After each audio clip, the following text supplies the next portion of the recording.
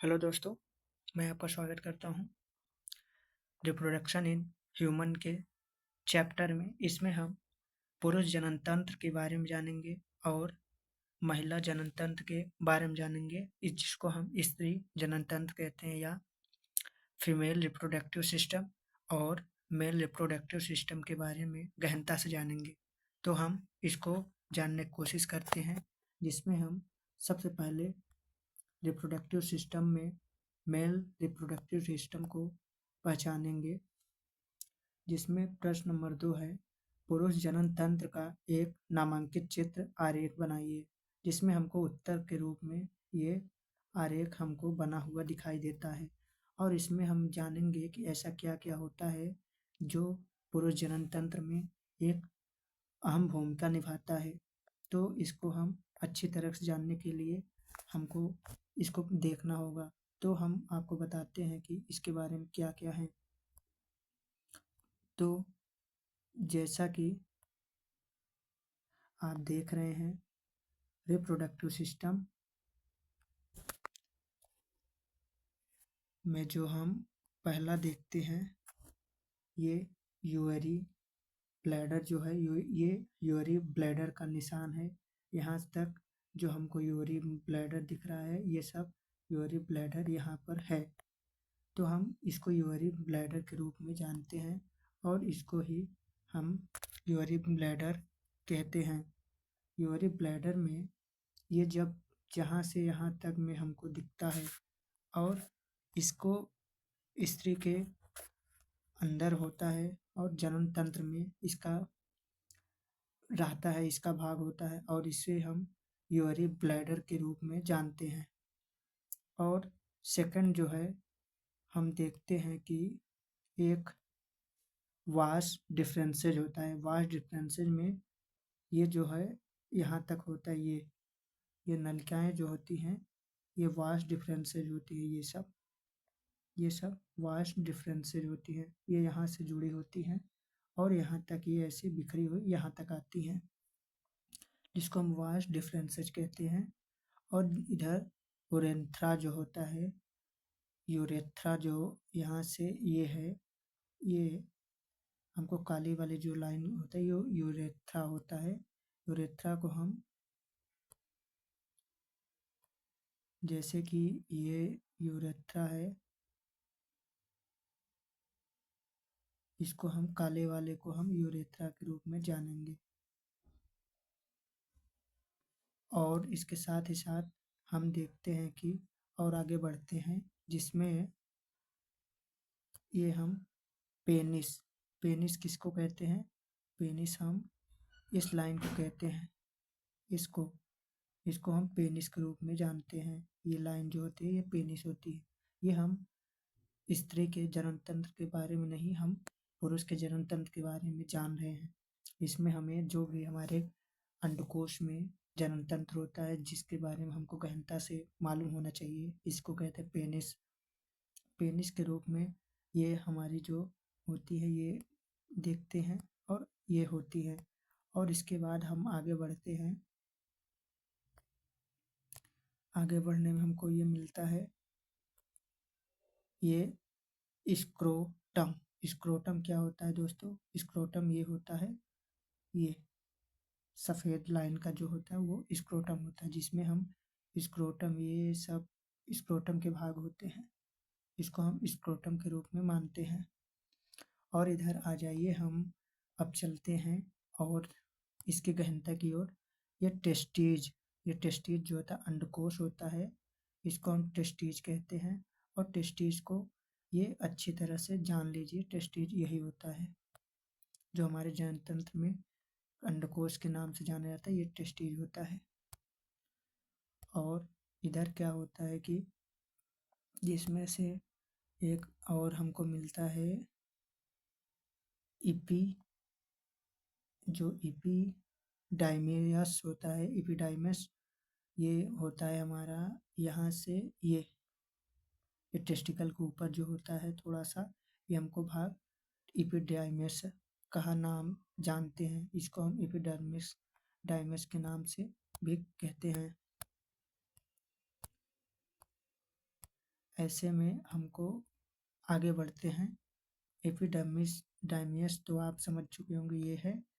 और अब हम इसके ऊपर अब चलते हैं तो हमको मिलता है ये। हम आगे बढ़ते हैं। Cowper's gland. कॉपर्स ग्लैंड जो होता है ये होता है। कॉपर्स ग्लैंड को हम इसको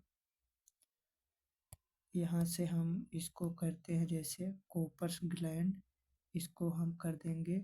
ये हमारा जो चिन्ह है इसको हम बताएंगे कॉपर्स ग्लैंड। इसको हम कॉपर्स ग्लैंड के रूप में कहते हैं। छोटा सा जो ये भाग होता है ये कॉपर्स ग्लैंड होता है। और आगे चलते हैं तो इसमें हम ये अपना आगे महत्वपूर्ण इसमें है इजैकुलेटरी डक्ट। इजैकुलेटरी जो डक्ट होता है ये हम आपको ये दिखाते हैं। ये काला सा होता है, ये हमको इजैकुलेटरी डक्ट कहा जाता है इसको। इसमें हमको यही मिलता है इजैकुलेटरी डक्ट के रूप में। ये हमें काले में जो काला सा भाग है ये हमें इजैकुलेटरी डक्ट कहते हैं। ये यहाँ से यहाँ तक जो है इजैकुलेटरी डक्ट। उसके बाद आगे बढ़ते हैं तो हम देखते हैं कि इसमें एक और आता है भाग, और हम इसको बड़ा कर लेते हैं, जिसमें ये भाग होता है हमारा प्रोस्टेट ग्लैंड। प्रोस्टेट ग्लैंड जो होता है इसको हम ऐसे कहते हैं। ये प्रोस्टेट ग्लैंड जो होता है हमको ये सफ़ेद वाला जो है इसको हम यहाँ से जैकुलेटेड ग्लैंड के नीचे जो होता है प्रोस्टेट ग्लैंड, ये होता है सफ़ेद वाला भाग हम लोगों का। और क्या होता है एक और बचता हमको, ये महत्वपूर्ण ये भी है। इसको जानने के लिए हमको और आगे पढ़ना पड़ेगा। इसको हम रेक्टम कहते हैं। रेक्टम को हम ये वाला भाग जो होता है ये सब रेक्टम होता है। रेक्टम यानी रेक्टम उसके पश्चात ये सब, इसको हम मानव जनन तंत्र में रेक्टम के रूप में जानते हैं। और इसे जानने के लिए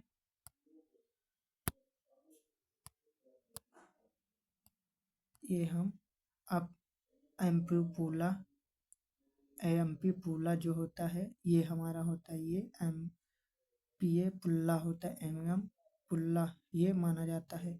और इसको हम ऐसे ही पूरी तरह से मैंने आपको बता दिया कि ये हमारे मानव तंत्र में यानी पुरुष जनन तंत्र में क्या क्या होती है और क्या क्या हमारे अंडकोश में कैसे सब कुछ बना होता है, इसको हम अच्छी तरह से जान चुके हैं। तो हम आगे बढ़ते हैं। ये हमारा जो है स्त्री जनन तंत्र है। स्त्री जनन तंत्र में हम जानेंगे कि स्त्री जनन तंत्र का नामांकित चित्र में समझेंगे कि हमारा जो स्त्रियों का जनन तंत्र होता है वो कैसे होता है और किस प्रकार का बना होता है और किस कारण और क्या क्या इसमें अंग होते हैं और कौन कौन से भाग, जिससे कि हमको ये पता चलना चाहिए। तो हम आपको बताते हैं कि इसमें हम एक से एक बार से अलग अलग तरीके से हम आपको बताते हैं। तो चलिए शुरू करते हैं। जिसमें से फीमेल रिप्रोडक्टिव सिस्टम में ये हम पहला जो करेंगे इसमें है पहला जो है ये फर्टिलाइजेशन। फर्टिलाइजेशन को हम निषेचन क्रिया के रूप में जानते हैं। ये होता है निषेचन क्रिया के बारे में, ये हमारा फर्टिलाइजेशन है।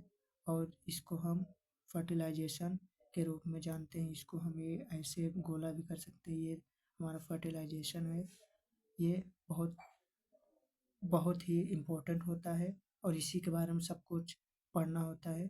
उसके बाद क्या होता है हमें सेकंड आ जाते हैं, जिसमें सेकंड में जो होता है एयम एयम पुल्ला जो होता है, जैसे हमको पुरुषों में होता है उसी प्रकार स्त्रियों में भी होता है एयम पुल्ला। एयम पुल्ला को हम ये कहते हैं इसको, जैसे उसमें भी था एयम पुल्ला ये होता है। ये सब एयम पुल्ला के भाग होते हैं जो बचे हुए होते हैं, ये अम्पुला होता है। और जिसमें कि और आगे बढ़ते हैं। आगे बढ़ने में हम देखते हैं कि ये डिस्चार्ज ओवा। डिस्चार्ज ओवा क्या होता है? ये डिस्चार्ज ओवा में हम इसको हम डिस्चार्ज ओवा कहते हैं। इसी में सब डिस्चार्ज ओवा होता है, इसी को हम डिस्चार्ज ओवा के रूप में जानते हैं। तो आगे बढ़ते हैं और आगे हम चलते हैं दोस्तों। इसमें अब ये आ जाता है अगला हमारा ये इम्प्लीमेशन जो होता है, ये इम्प्लीमेशन में ये होता है, इसको हम इम्प्लीमेशन कहते हैं। इसी को हम इम्प्लीमेशन के रूप में देखते हैं। हम जानते हैं कि इम्प्लीमेशन हमारे जो स्त्री जनन तंत्र में क्या क्या होते हैं उसके बारे में जान रहे हैं, तो हम अच्छी तरह से देख लें और इसको समझ लें, जिसके बाद में कोई परेशानी ना हो। तो ऐसे ही इम्प्लीमेशन होता है। और अब हम आगे बढ़ते हैं। एंडोमेट्रियम जो होता है, ये छोटे छोटे जो होते हैं कण के रूप में ऐसे दिख रहे हैं, ये सब एंडोमेट्रियम होता है। एंडोमेट्रियम जो होता है ये सब होता है, इसको हम एंडोमेट्रियम कहते हैं। और ये पूरा जो दृश्य होता है, ये पूरा जो हम देखते हैं, ये हम इसको हम पूरे दृश्य को हम कहते हैं वजीनिया। वजीनिया को भी हम इसको पूरे दृश्य को हम वजीनिया कहते हैं।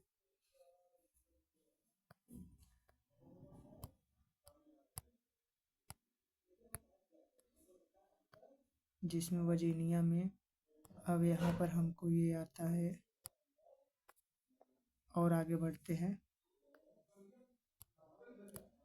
और आगे बढ़ने में हमको ये अटरस का भाग होता है। अटरस, ये अटरस है, तो अटरस में हम ये देखते हैं, ये अटरस होता है। ये जो लाइनें होती है ये सब अटरस के भाग होते हैं। और हम आगे और बढ़ते हैं इसके। तो ये जब आगे बढ़ेंगे तो हम देखेंगे कि ये ओवरी जो अंडकोश होता है और ओवरी होता है, इसमें ओवरी में ये होता है, ये भाग जो होता है ओवरी के नाम से जाना जाता है। और इसको हम ओवरी यानी अंडकोश के नाम में जानते हैं। और आगे बढ़ते हैं। आगे में हम देखेंगे हमारा ये नेक्स्ट है ये fame brighted funnel. Brighted funnel, fame brighted funnel जो होता है, ये सब होते हैं, ये छोटी छोटी जो कलिकाएं हैं ये निकली, ये फ्रेम ब्राइटेड फनल होती हैं। इसको हम फ्रेम ब्राइटेड फनल के रूप में जानते हैं। और आगे बढ़ते हैं तो हम देखेंगे कि और क्या हमारा बचता है।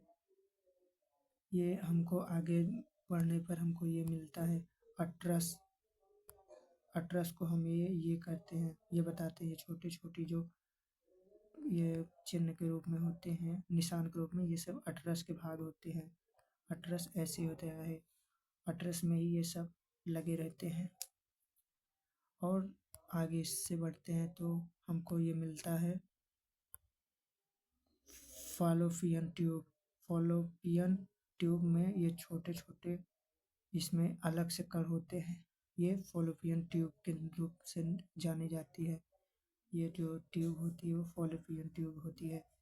इसको हम जानने के लिए अगर आपको अच्छा लगे तो कमेंट कर कीजिएगा क्या आपको इसमें अच्छा लगा। और हम स्त्री के जनन तंत्र के बारे में जान गए और पुरुष के जनन तंत्र के बारे में भी जान चुके हैं। और प्रश्न नंबर ये 4 होता है हमारा, इसमें हम देखेंगे वृषण तथा अंडाशय के बारे में, प्रत्येक के दो दो प्रमुख कार्यों का वर्णन करेंगे।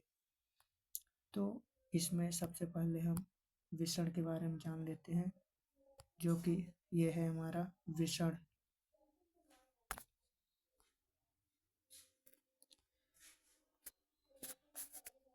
वृषण में पहला जो होता फर्स्ट फंक्शन ऑफ टेस्टीज। वृषण में जनन कोशिकाओं से शुक्रजन स्पर्मेगेटिव जेनेसिस द्वारा शुक्राणु स्पर्म का निर्माण होता है।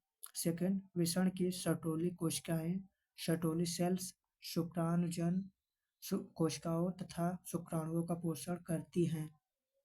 और तीसरा होता है वृषण की अंतराली कोशिकाओं से एंड्रोजन टेस्टोस्टेरॉन हार्मोन स्रावित होते हैं। ये द्वितीयक लैंगिक लक्षणों सेकेंडरी सेक्सुअल कैरेक्टर्स के विकास को प्रेरित करते हैं। और इसके जो अंडाशय के कार्य है, फंक्शन ऑफ ओवरी में फर्स्ट होता है अंडाशय की जनन कोशिकाओं से अंडज जनन द्वारा अंडाणु वो ओवा का निर्माण होता है। सेकंड, अंडाशय की ग्राफियन पुटिका ग्राफियन फॉलिसेल से हार्मोन्स एस्ट्रोजन हार्मोन स्रावित होता है। यह स्त्रियों के द्वितीयक लैंगिक लक्षणों का प्रेरित करता है। तीसरा, अंडाशय में बनी संरचना कार्पस ल्यूटियम से स्रावित प्रोजेस्टेरॉन हार्मोन्स गर्भाशय में निषेचित अंडाणु का स्थापित करने में सहायक होता है।